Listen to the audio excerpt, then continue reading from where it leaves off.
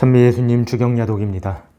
오늘은 저번 시간에 이어서 악마, 사탄에 관한 내용 함께 읽어보도록 할게요. 앞으로 이런 챕터가 한 2번 정도 더 있을 것 같습니다.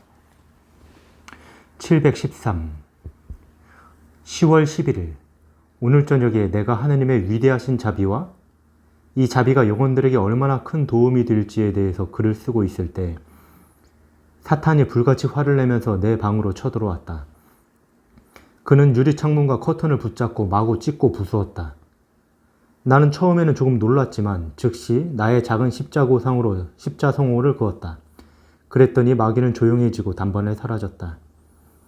나는 오늘 마귀의 무시무시한 모습은 보지 못했지만 그의 분노는 생생하게 느꼈다. 마귀의 분노는 끔찍했지만 그래도 유리창과 커튼은 찢어지지도 부서지지도 않았고 나는 조용히 글 쓰는 일을 계속했다. 나는 하느님께서 원하지 않으신다면 그 비열한 놈이 나를 건드리지 못한다는 것을 잘 안다.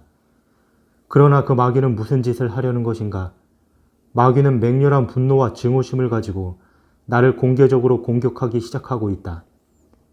그러나 그는 나의 평화를 한순간도 방해할 수가 없고 나의 이런 침착함이 그를 더욱 화나게 만든다.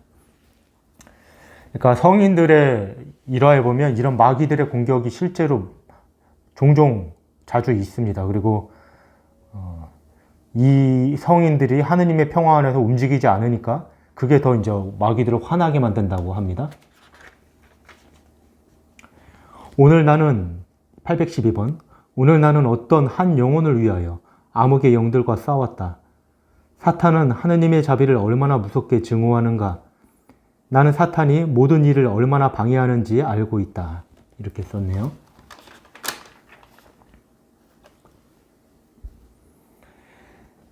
1338번 내가 이 말씀들을 기록하고 있을 때 나는 사탄의 울부짖음을 들었다. 그는 모든 것을 다 기록하고 있다. 모든 것을 다 기록하고 있어.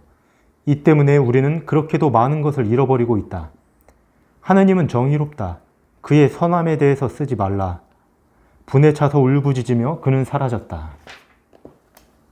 그러니까 악마 입장에선 우리한테 하느님의 선함에 의지하지 말고 하느님의 정의에 대해서만 알기를 원하나 봐요. 물론 하느님이 정의로우시죠.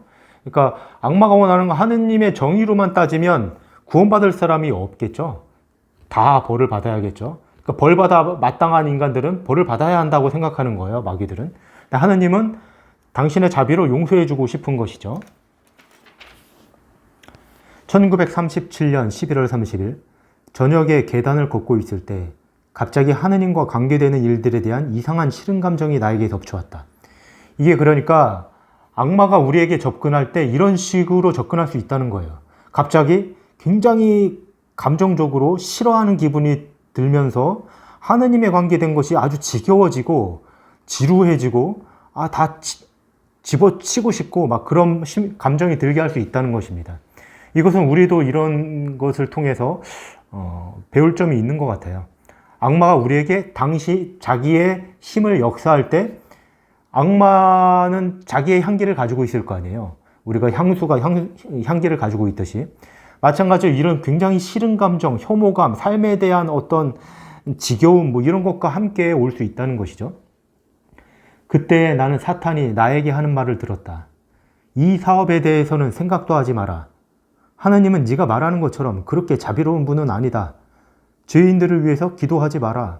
그들은 결국 지옥으로 갈 것이다. 그러니까 사탄은 죄인들이 지옥으로 가기를 원해요. 근데 따지고 보면 다 죄인이죠. 그러니까 죄인은 마땅히 그 벌을 받아야 한다고 생각하는데 우리도 그런 생각들을 많이 하죠.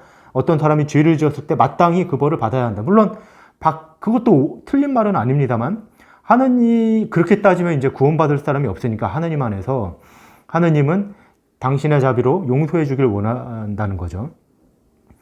죄인들을 위해서 기도하지 마라. 그들은 결국 지옥으로 갈 것이다. 그리고 이 자비의 사업으로 인해 너 자신도 단죄받을 위험에 처하게 될 것이다. 막 여러 가지 이제 위험이 있긴 하죠. 너의 고해 신부, 특히 소포치코 신부와 안드라시 신부와는 하느님의 자비에 대해서 더 얘기하지 마라. 악마는 꼭 고해 신부한테 말하지 말라고 계속 얘기해요. 이쯤에서 그 목소리의 주인공은 내 수호천사의 모습을 하고 나타났다. 그 순간 나는 대답했다. 나는 네가 누군지 안다. 너는 거짓말의 아비다. 나는 십자성호를 그었고 그 천사는 광분하며 소란을 피우며 사라졌다. 1583번. 이 글을 쓰면서 나는 사탄이 이를 갈고 있는 소리를 듣는다. 그는 하느님의 자비를 견딜 수가 없어 내 방에 있는 물건들을 계속 흔들어대고 있다. 그렇지만 나는 내 안에 하느님의 크나큰 권능을 느끼고 있기 때문에 우리 구원의 원수가 분통을 터뜨려도 전혀 개의치 않고 평화로이 글 쓰는 일을 계속한다.